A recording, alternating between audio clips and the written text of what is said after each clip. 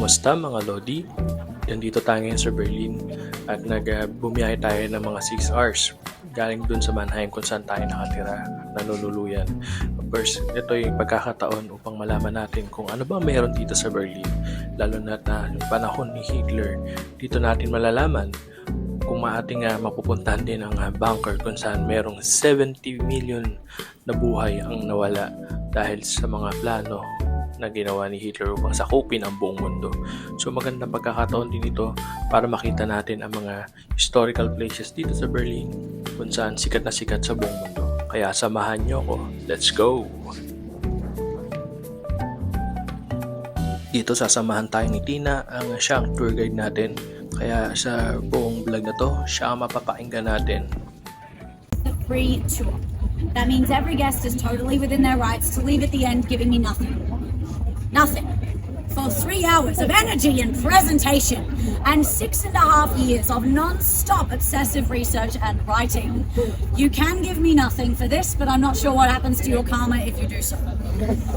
So the concept of the free tours is that guests pay the guides based on the guest's own budget and based on the guide's value. I love that. I think it's great. I do a lot of personally booked tours where people book me privately. I also do all of the pre-ticketed tours with other agencies, right? But I keep a few free tours in my schedule every week because I believe in the model. I think it's great. If you pay in advance, a 3-hour city tour in Berlin costs 20 euros per person. I think I'm worth it. I think you will agree at the end, but that's not in everyone's budget. And I love that the free tour makes it possible for people to just pay what they can. If they can't afford the normal ticket price, be it because they're students or backpackers or their country's economy is underperforming, whatever reason, they can just come and pay what's in budget. So if at the end you think she's worth the 20 but I don't have it, no problem. You just pay whatever's in your budget. The other part of the concept is you pay based on value. So if I'm rubbish, give me nothing. That's fair. But if I blow your mind, please feel free to blow mine. Right? There is no upper limit to what you can pay on a free tour. If at the end you think I was solid gold, I will take gold. Right? Earrings, watches, family heirlooms, I can melt them and pay rent with them. If at the end you think she went above and beyond, I would have paid 20 euros for that ticket and tipped her. If you think I'm worth it and you've got it in the budget, please go ahead. You will make my day and you will offset the students. So that's all I'm asking you all to do is at the end of the tour, ask the question, what's my budget, what's Tina's value, put the two hand in hand, and I will feel totally respected by whatever you slide into. Oh, I'm glad that's over. I hate that.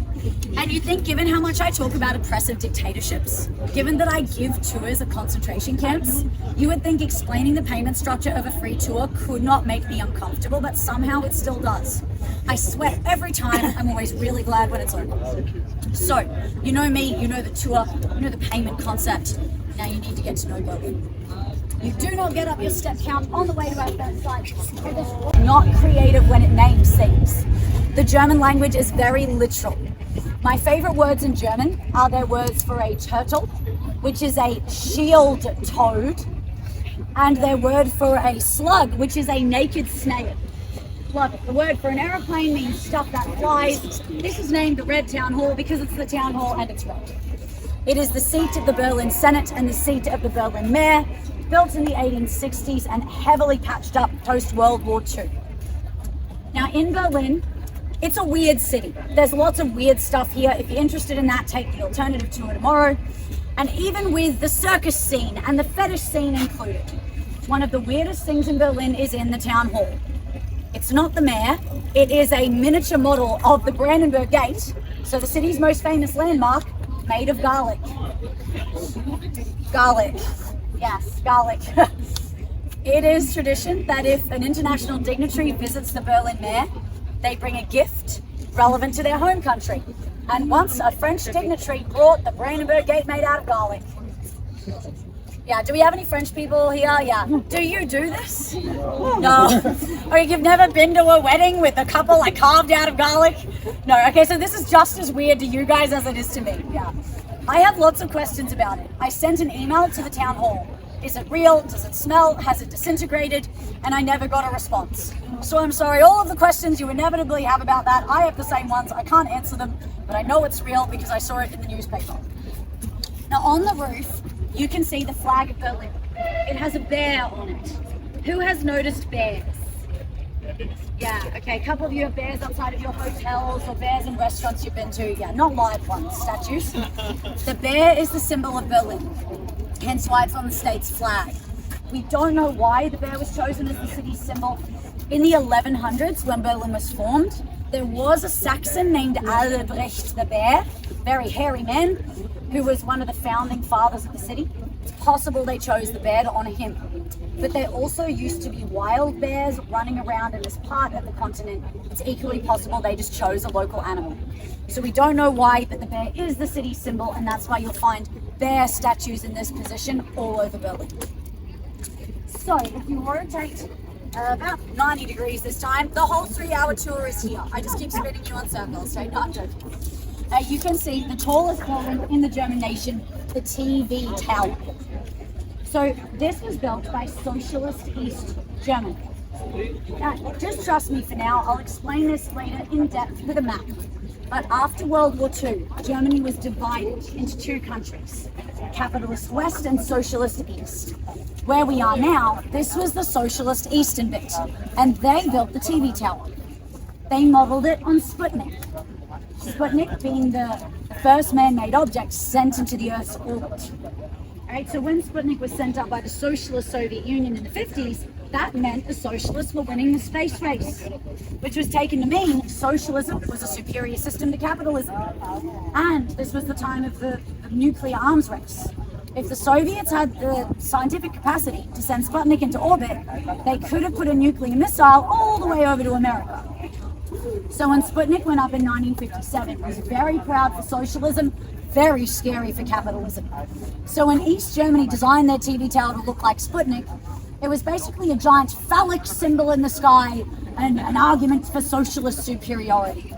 But that backfired rather badly on East Germany, because just before this opened, America put the man on the moon. Alright guys, we're actually going to start getting your step count up.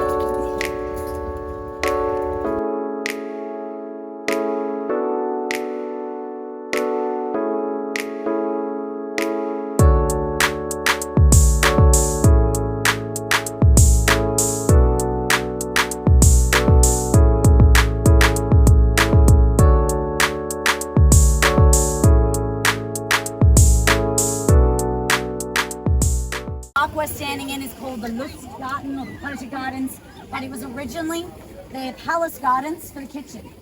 So the very first potatoes in Berlin were planted here. In the early 1700s, the Belgian king realized the potential of the potato to feed his subjects. It will grow here, it's filling, it's nutritious, but the Berliners did not want to eat it. Weird brown ball comes out of the earth, looks dead when you dig it up. No, they were not interested. And of course, the potato had been brought into colonization from South America, and the way that the King of Prussia convinced the Berliners to start eating it was that he had his kitchen garden here, the garden of the palace, filled with potatoes and guarded by soldiers. That, of course, sent the message that the potato were very precious, the king's personal vegetables. But the soldiers guarding the potatoes were told to guard them badly, to make them very stealable. So, of course, Berliners crept in, steal the king's potatoes, cook it at home and rave about it. That is how they convinced the Berliners to start eating the potato. Yeah, that was spectacularly successful. One of the first things I noted when I moved to Germany was that it is not a party without potato salad. It doesn't matter what event you go to, there will be half a dozen different versions of the cooking of the potato. Now, if we rotate this way,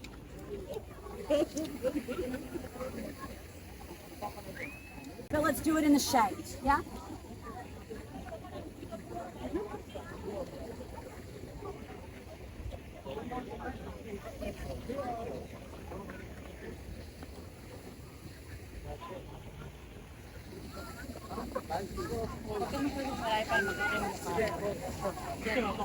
Greek and Roman collection, there's the Egyptian collection, Middle Eastern collection. The 5 on the island will not flesh out your Berlin story. For that, come talk to Tina. I'll ask what you're interested in, we'll narrow down, and I'll give you a couple of museum recommendations. If you do want to see something on the island, be aware that the most visited museum, the Pergamon, is currently closed for renovations. Have you heard of German efficiency? Yeah, that's the stereotype that the Germans are very efficient. It's a raging lie. The full Pergamon's closure is tipped to last 14 years. So with the Pergamon closed, the next most famous thing you can see on the island is the bust of Nefertiti. Bust of an Egyptian princess. The object is over 3,000 years old and considered one of the most beautiful artifacts in the world. So Nefertiti is in the Neues, or the New Museum. If you are a person with a serious interest in ancient Egypt, you have to see Nefertiti while you're here. So just understand that none of those museums on Museum Island are actually about Berlin. For your Berlin Museum recommendation, come and talk to Tina. Market on the other side of the river. Every Saturday and Sunday there's a local art market here, which is really fabulous because as Berlin's city centre, as with most big capitalist city centres, the cost of commercial rental space is so high that most only big chain stores can afford to be in the very centre. And so this art market is really lovely because every weekend there's an opportunity for local small businesses and artists to actually set up here, and so guests can buy things that aren't from the big chain.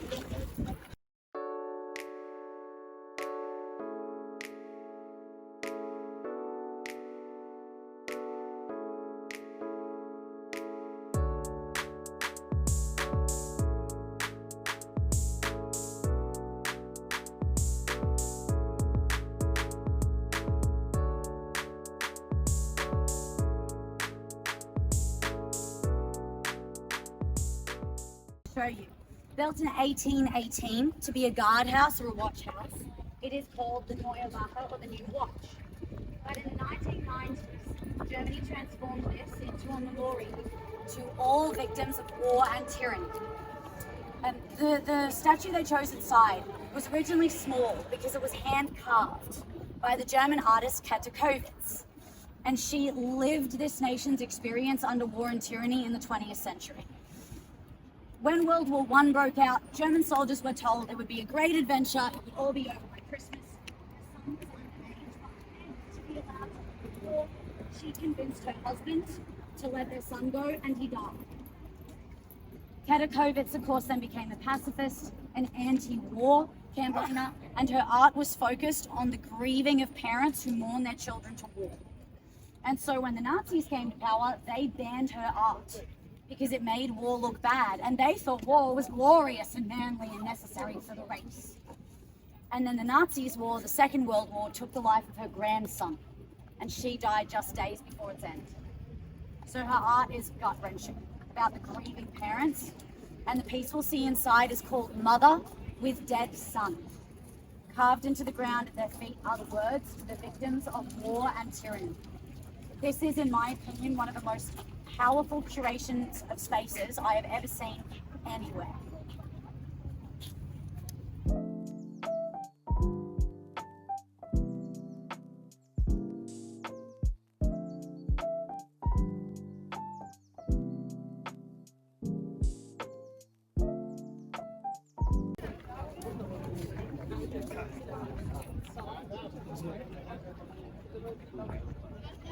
So the pink building behind me on the other side of the road is Berlin State Opera House, built in the 1740s, but clearly heavily patched up at the end of the Second World War. Actually, the entire Danube. And have a look at the traffic lights. See the little walk light man looks a bit weird? Traffic lights were installed in Germany in the second half of the 20th century, when there were two Germanies. Capitalist West Germany installed the normal stick figure light, like what I know from home in Australia. Socialist East Germany installed these ones because they had a traffic psychologist employed by the government, and he was asked what a good Amperman or traffic light man looked like. He said, a good Amperman is cute, charismatic, relatable, and very accessible to children. He said that a good traffic light man is a character for whom small children want to fix their eyes on him and do what he tells them. And that's how Socialist East Germany ended up designing their hat-wearing, cartoon-like traffic light men. So you used to be able to tell tell whether you're in the east or the west of the city based on traffic lights. but you can't do that anymore. The East German Ampelmann or traffic light man has become like a Berlin mascot. He is everywhere. You could be in deep West Berlin and nonetheless see the East German traffic lights. And there are now even Ampelmann souvenir stores, which is proof that anything socialism can come up with, capitalism can make money out of. Yeah. Festival, which basically means a non-stop program of classical music whereby Europe's best youth orchestras are performing here. Almost all those performances are in the concert house, which I'll show you, but a young Euro classic is the name of that. On the event links, it's already shared on my Instagram. So if you want classical music and you're sad all the big halls are on vacation, you can at least see the young Euro classic, and those tickets are obviously much cheaper than tickets in the major concert houses normally would be. So this square goes back to the 1740s. That building was originally the very first public library in Prussia. Today it is the law faculty of Berlin's best university, Humboldt University. Humboldt has 29 Nobel Prize winners to its name, including Einstein. And then we also have the Hotel de Rome on the other side, originally a banking house. If anyone's seen Run Lola Run, Berlin cult classic film, never mind. A lot of it was filmed in there. And in the corner, you've got the green dome of St. Hedwig's Cathedral. That is Catholic, although Berlin was Protestant. What's the story? See the statue of the man on the horse in the middle of the road? That was the Prussian king Frederick the Great. By the way, he wore the hat before Napoleon, okay? He made it cool. Napoleon copied Frederick. He was partly Frederick the Great because he was the king who brought the potato. But he was also a classic king of Prussia, in that as soon as he ascended the throne, he invaded a neighbor. Classic Prussian king behavior. In this case, he invaded Silesia. Silesia is a part of modern-day Poland, Catholic.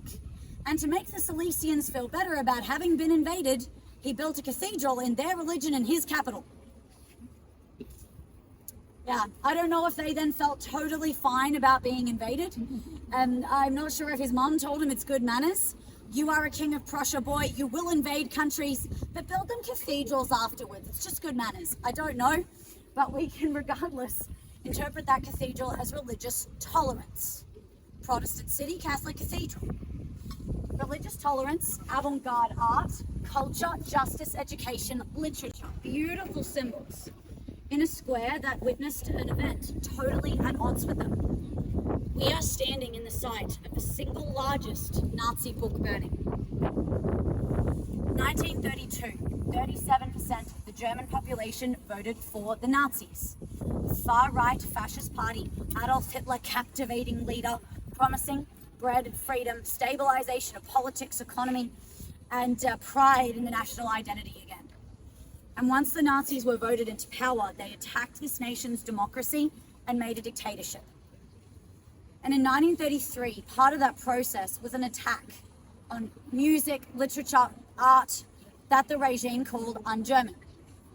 They forced the Germans to purge these things from their homes, and they purged them from galleries, museums, libraries, schools, universities, research institutions, and they either confiscated or burnt them.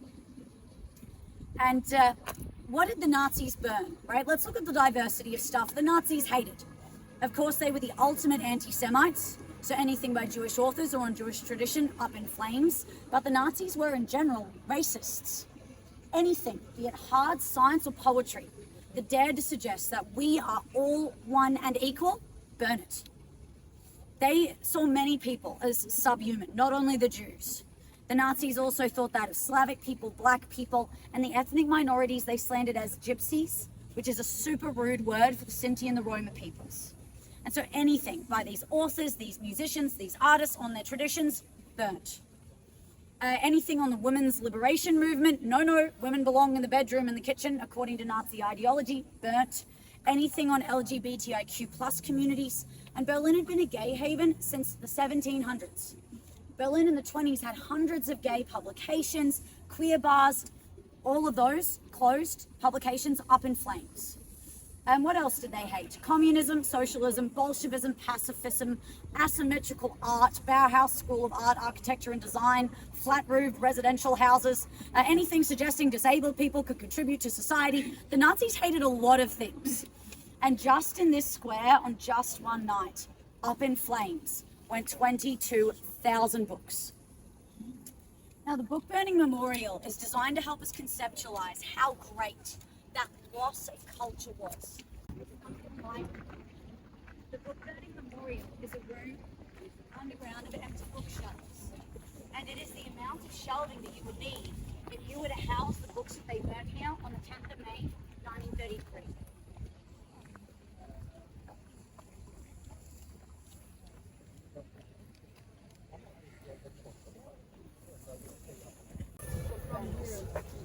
There's another component of the Book Burning Memorial, which are these little brass plaques.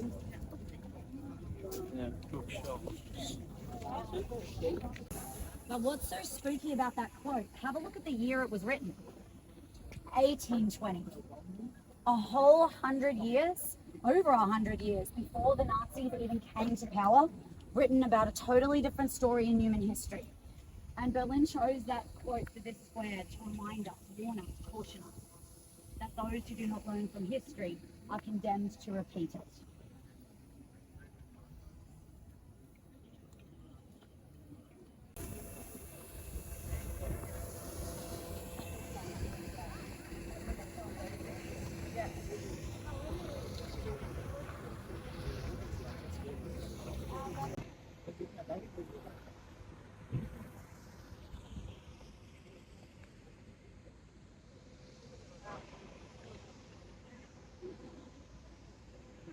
Construction sites into the river. So Berlin is a constant construction site because it was bombed to rubble up until 1945, then divided into two cities for 40 years. East-West only became whole, one Germany, again in 1990. And for the first decade, they were busy with the economics, the politics. It was only the early 2000s when they actually started developing Berlin like a modern unified capital, right? In the early 2000s, this place looked like trash. And 220 years of development is not very long for a modern capital. And Berlin's a swamp. So they knew that they were going to have pipes running all over the city for decades, pumping groundwater out of construction sites. And they did research on how to make this as least distressing to the local population as possible. And the psychologist said that the pipes should be colors that remind us of our children's toys. And so that's why Berlin and actually much of Germany is covered in candy-colored baby blue, baby pink, baby purple pipes. Yeah, and if another tour guide tells you it's a lie, don't drink it.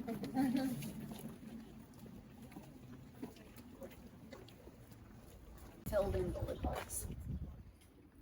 So the square behind me, it's normally Berlin's grandest, but it's closed for renovations. At opposite ends, it has twin churches, which originally had services in different languages. So in the mid-1600s, there was a huge wave of French immigration to Berlin. The Huguenots, they converted to Protestantism and were being persecuted in Catholic France. And so many of them came to Berlin that by the early 1700s, 1 in every 5 Berliners in this part of the city actually spoke French. So the King of Prussia had the Französische Dom, or the French church, built so they could have services in their own language. And it's merely this beautiful story of inclusion of religious refugees until the German-speaking locals threw a tantrum that the new Frenchies got a new church. And so at the opposite end of the square, they built an identical church, services in German, and they told the locals it was 1 meter higher than the French one. Yeah, but in city planning documents, they're listed as exactly the same height. Now, the Huguenots were actually responsible for bringing a lot of diversity into the Berliner diet. When they arrived in Berlin, the local diet was basically salted meat, salted fish, beets, and cabbage. The potato had not even hit yet. Okay, this was a sad, sad time. And the Huguenots thought, great, we're no longer experiencing religious persecution, but we don't want to live eating this swill. And so they sent home for the seeds of all the fruits and vegetables that they missed. They were posted to Berlin, they started planting them, and that's how a lot of diversity, things like cauliflower, berries, and white gold asparagus came into the local diet. So I'm not sure if anyone's ever been here in Spargelzeit, asparagus season, right? I have to yell it because that's what the Germans do. They go mad. So about April to June is asparagus, white asparagus season here, and the Germans get weird. All of a sudden, all of your friends call you and they're like, oh, shall we go Spargel picking? Shall we go and eat Spargel? It would be time for the Spargelkarte, which means every German restaurant will insert a whole special menu of just asparagus stuff. And your friends are like, come, I will cook a Spargel. And it's just, they get weird. And it gets even weirder.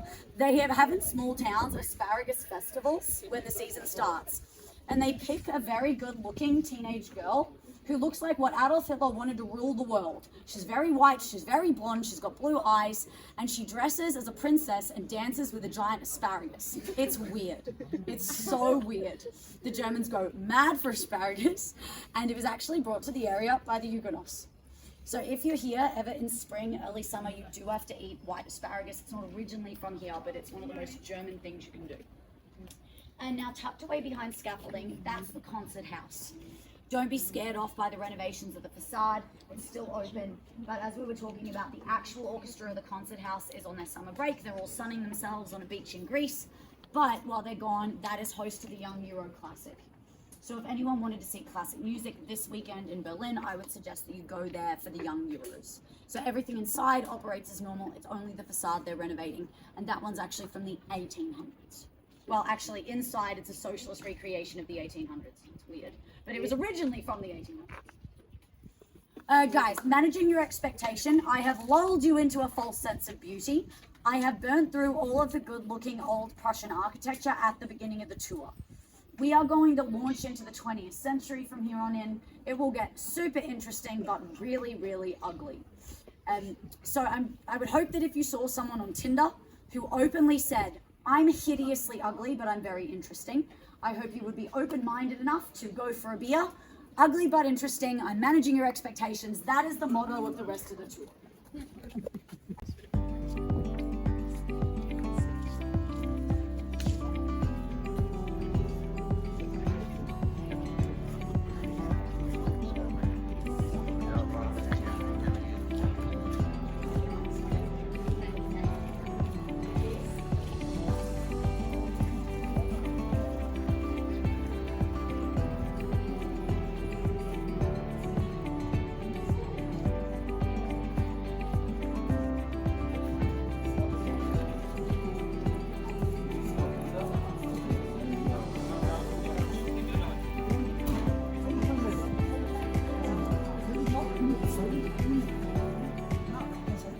Bicycles or scooters here. We are going to walk over and see a landmark which is in the middle of a real road. Okay, I've seen several people hit by cars here. I live in fear that it will be one of my babies. Today is not the day. If you get hit by a car, you will ruin your vacation and my tour. Okay, so please be very safe. I don't want you to get hit by cars. The other thing is, this is a great place to get scammed. There is a street game here, and it's not a real game, it's a scam. Even if you watch and you see other people winning, they're actors, you can. This was the place where the two superpowers, the US and Soviet Union, both had armed soldiers on the ground 24/7, staring each other down just a few meters away from each other. That made this the front line of the Cold War, and at times the tensest place in the world. Now, what's left to see of it? I'm afraid nothing. Nothing is original other than the location. Berlin rebuilt the cutest 60s version of the US Army hut at the checkpoint because that we associate with Tom Hanks' spy movies, freedom, democracy, and middle-aged men are quite sure that's where they save the world. They love it.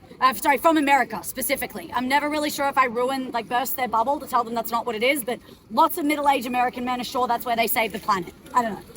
And now, of course, what made it a real checkpoint was the GDR Soviet bit. That was behind us in the road. You can see they haven't replicated any of it because you don't want to see a deadly, intimidating border on vacation. That symbolized divided families, East Germans trapped into an oppressive regime. People literally bled to death trying to cross that line.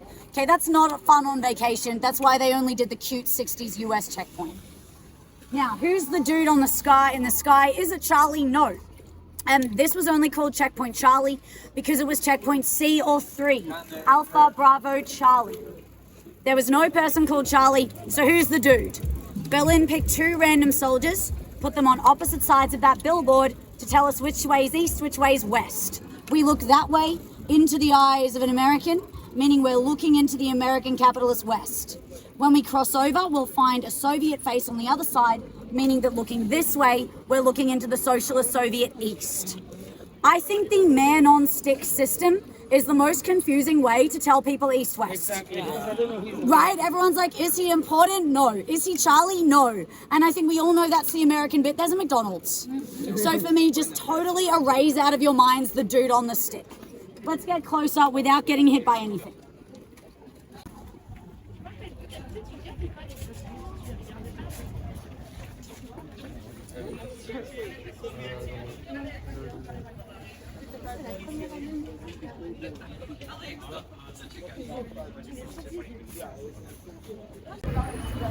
And in there is the link to the podcast. I am about to ruin one of the stories on that podcast. One of my favorite escapes over the wall happened right here, off the top of that building. So that was the east, we're in the west. Buildings were normally not allowed that close to the eastern side. That would normally have been demolished for the death strip. But that was being used by the government. They did not want to knock it down. So a man worked for the East German government and therefore had access to the building. He found some excuse to bring his wife and son with him to work, and they did. And the father could have put it out of the father attached a wire to a black hole through the other side of the wire into West Berlin, where their Western relatives attached it to a truck, leveraged it tight, so the family of 3 could zip line. Yeah, right. I'm not allowed to use that word, but that's exactly it. And what I find really funny about this is that they sent their 9-year-old son first. Right? It's like, honey, let's test it on the kid. It's a legal lighters. So of course, actually, they're thinking the guards will see us and start shooting. We send our child first for the element of surprise. That's definitely what they're thinking. And so they put him in overalls, attach them to the wire, and push him off the roof. He zip lines over the Berlin Wall, not a shot fired. The mother went next as fast as possible after the son, and the mother zip lines over the wall, not a shot fired. And then the father goes last, and they always knew this was the person at highest risk of being shot by a border guard. And so what happened when the father tried to zip line was that he zip lined over the wall, not a shot fired. I'm sorry, I was milking the tension. The whole family escaped off the top of an East German government building by zip line. It gets even better. Why no shots fired? Where were the border guards? There were no blind spots in the Berlin Wall. The men working that night said, honestly, we saw the whole thing happen. We just didn't think there was any way it could possibly be an escape. We assumed our own men must have been doing training maneuvers or smuggling spies into the West or something. This escape was so bold that even the East German border guards did not believe it could be done. So that's one of my favorite escapes over the wall. If you want a whole hour of that content with lots of juicy, interesting wall chat, that podcast link is on my Instagram, Tina's Tours Berlin. Now let's go back in history, back in time. We will walk by the Berlin Wall. Don't worry, we're going to cross the road that way. But first, I want to talk about the site here with clocks. This was the most feared address in Berlin during the Nazi dictatorship. Because on this address, Gestapo, the Nazi secret police.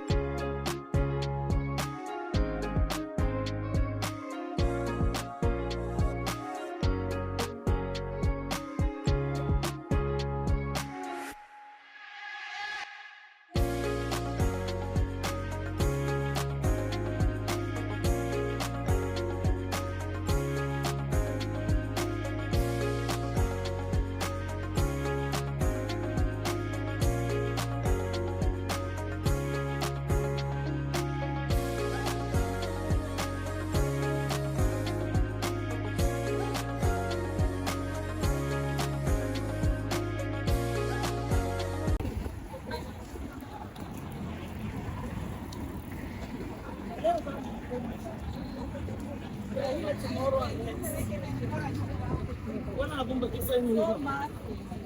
time mo pumasok tayo doon, ayun, nagbukas na ulit. Makahilo.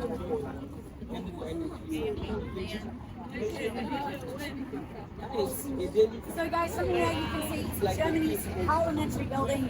Hardest word in the German language for me to pronounce is Reichstag. Reichstag is Germany's parliament, built in 1894. But you can see that the dome atop it is not from the 1800s. The dome is modern. It was added in the 90s after German reunification. So the wall fell 89, East Germany collapsed in 1990, two Germanys became whole again, and they celebrated with a dome. Now the dome was designed to symbolize the pillars of democracy, to distance modern Germany from the Germany of the two recent dictatorships of the past. So it is made of glass to symbolize transparency and openness, and they built the dome with walkways inside.